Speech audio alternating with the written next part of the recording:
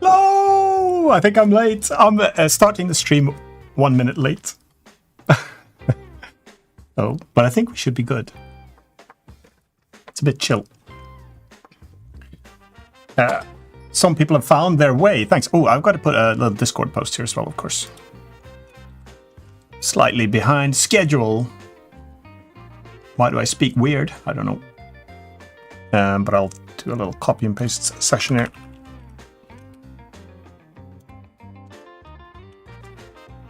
Live now. 21 people watching. Woo! So 21 people know that it's a Thursday today. That's good.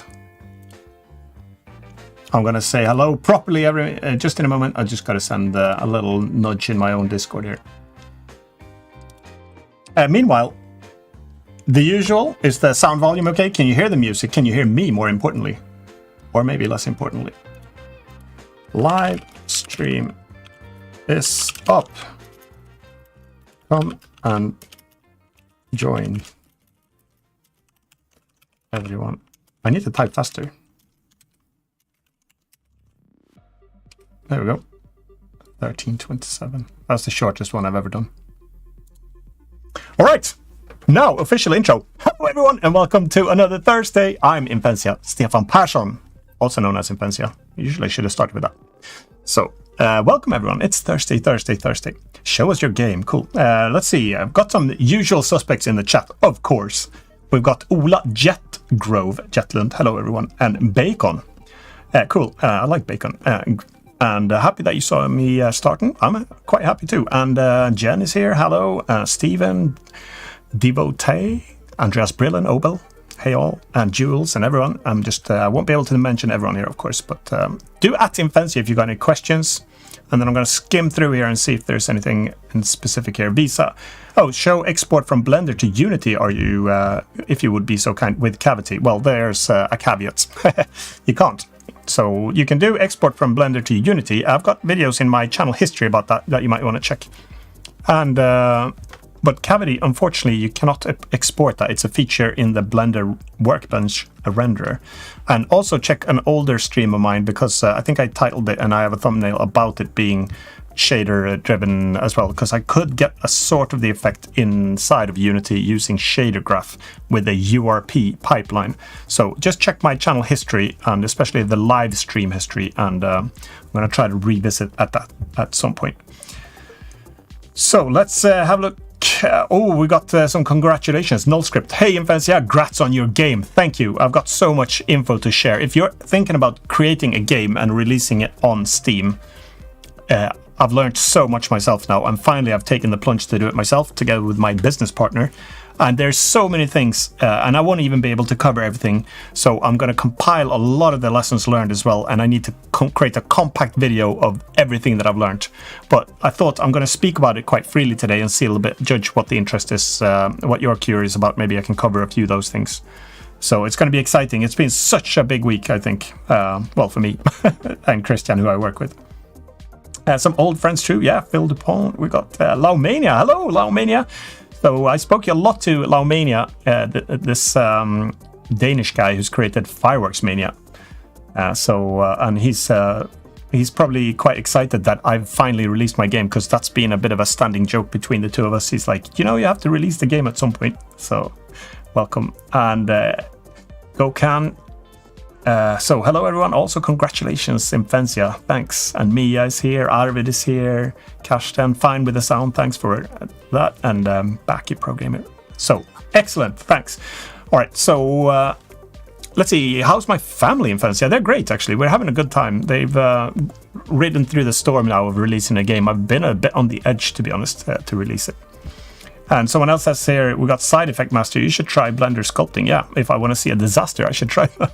I've tried it a few times. Check out the Alien, which I still haven't converted the thumbnail from blurry because I was so petrified of what it looked like. And the Kraken, of course, that looked even worse. So, first of all, we want to see how the release week went for you both. Yeah, I'm going to be sharing that today. And is it Line War? So, today, my friends, I'm going to show a little bit about the game. And for anyone who's curious, I'm just going to show the trailer one more time to show what we created and what we released. And then I'm going to be speaking about the the development process briefly, and then leading up to the release, lessons learned, and then actually the release week of Lion War. It's been such a crazy time. So I'm happy to share that. And anyone who's thinking about developing a game, maybe you can get some pointers of what could be important, maybe leading up to your release. I learned a ton from Laowa here, and he says, yeah, nice, you finally released, you could say that. So, did you make the trailer yourself? Yeah, I've done all the videos. I wish I could have put a lot more time into them, to be honest. Usually, there's so many things involved with making the game. So the two of us, I actually created a bit of a quick list summarizing everything that you have to do. And it's so wide, especially making a multiplayer game. It's not only the game development itself, the game design, the game balancing. And I did a lot of the front end, animations, modeling, sound effects, music, procedural world generation. My coworker did, or the co-dev, Christian, he did the AI, netcode, everything that ties it together into a big game. And then you have the matchmaking process. So you have the server backend. You're going to deploy headless Linux servers. They're going to scale up and down depending on workload.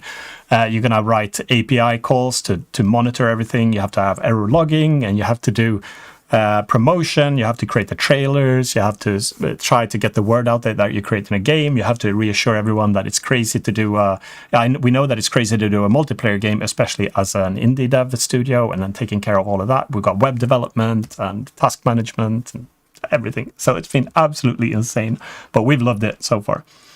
So, and I also got a question here. Hi, Imphenzia. Do you add mod support for Lion War? I would love to see it in the future. Yeah, maybe at some point. We've been speaking about again, I had a long discussion with Laowa about that, and eventually I think it's going to happen, but we have to be careful not to implement it too soon, because first of all, it's something we need to support. And then we have to be careful as well. We really need to care for our core player base now. We're a multiplayer game. They have to be able to matchmake against each other. It's the most important thing in our like in all of our priorities now. People that buy the game, they have to be able to matchmake. So if we start to offer mod support and create diverging mods, maybe you got a player pool there that like to do this or having this graphical style, and we start dividing that player pool up. So we cannot do it at this point. But in the future, when or if Lion War becomes a big success, if it does, then for sure we'll look at branching off into maybe like a World War II version or something, offering more. We're working on more multiplayer modes in just a moment now, and mod support could very likely be something down the line. So it's going to be exciting. We got hello from Russia, later relook to Portugal. Okay, Portugal, you've been over there. We got a lot of Russians actually playing the game.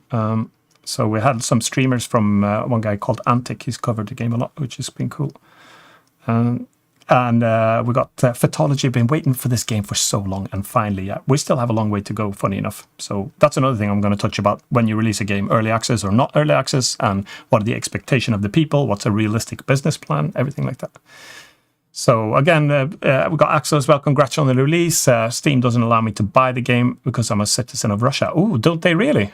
Oh, okay, that's crazy, because when we were looking at the stats, a lot of players came from that region, so that explains why that didn't convert very well into to purchases.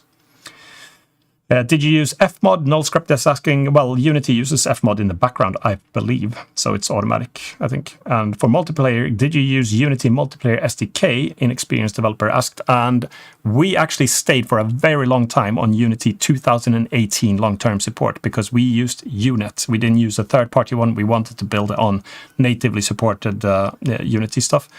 And it took them 3 years to release netcode, and it finally released 2 months ago into version 1.0. So we're just finally now in the process of upgrading to Unity 2021 LTS. We're not going to go to 2022 because we want to stay on the long-term support version. So we're just going through that and converting it to the new netcode. It's a problematic upgrade. A lot of the stuff remains the same game-wise, but they've changed the approach radically, I'd say, in the way they handle things. So we're working on that. And consider a height map tutorial in Godot, Todd is saying. Well, I have to learn more about Godot first, so we'll see. Maybe at one point. I want to learn all three engines. Well, say all three. There are three important ones. Unity, Unreal Engine, and Godot. Very good. So that'd be cool. So let's see. I'm going to show just the trailer, just for those of you who, for some odd reason, never knew that I created the game. I'm going to show a little Lion War trailer. It's only like a minute and a half, so bear with me. So then you'll know what I'm talking about, and you can relate a lot more maybe to what it's been that we've been creating. So without further ado, here's the Lion War trailer.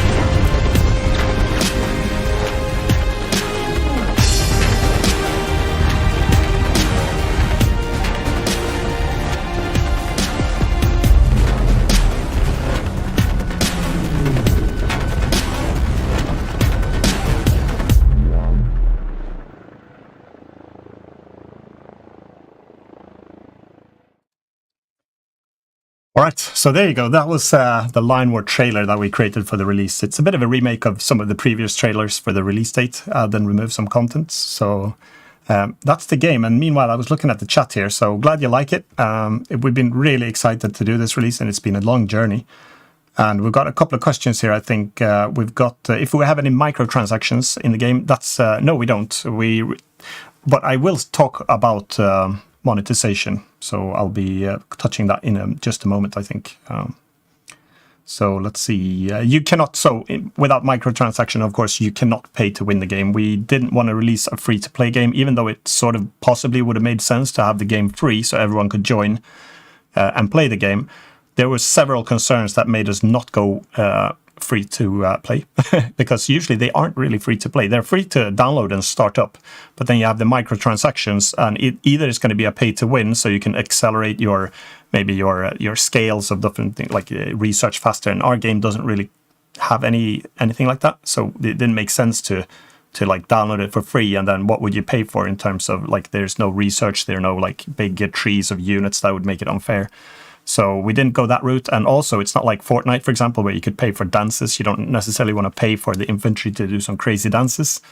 Maybe the only option we could have done would have been to pay for some skins, and with that I mean just like unit visualizations differences, but we didn't know if that was going to work and if people were even interested in that, and maybe it would make the units look so different that it'd be difficult for the opponent to play. So we're still looking at something like that in the future for those who want to add that little bit to the game. So there are quite a few reasons why we didn't want to go for free to play on that sense. I've always been a little bit allergic to that approach as well. I know a lot of games like push it that way, and there's a lot of benefits of it. But also another big thing that made us go for a traditional approach is that we were quite concerned that releasing a free to play game would not make it into a trending list on Steam, which we believe is very important. So we really pushed for keeping the price low instead, and getting the sales that way. So I'll talk a little bit more about that. Check your Discord, please. Okay, I have to check the Discord. So let's just bear with me a moment. Oh, okay. Funny enough, okay, hold on. Just a little break here. Okay, so my coworker knows something here. Just bear with me one moment. This is an urgent call. So now I've released a game. There's actually, we need to do a client update. Okay. I'll tell you what. So things have changed now. You released a game, and we have had an issue where there's a broken lobby that makes it impossible for people to matchmake. We've had thousands and thousands of matches happening over the week, and it's been working really, really good. The statistics are great, but we do have to do a client update, quite emergency right now. So I'll tell you what. Should I just do a loop here, and then I'll have to run that. I'll tell you what, I'm gonna, sorry for the interruption everyone, but maybe in about half an hour or so, I'll resume the stream because we really need to tend to something and push up an urgent client update because we have some matchmaking issues. So I'm very sorry about that, guys. But stay tuned and just wait for the stream to come up again if you've got patience. So I'll see you soon. Bye now.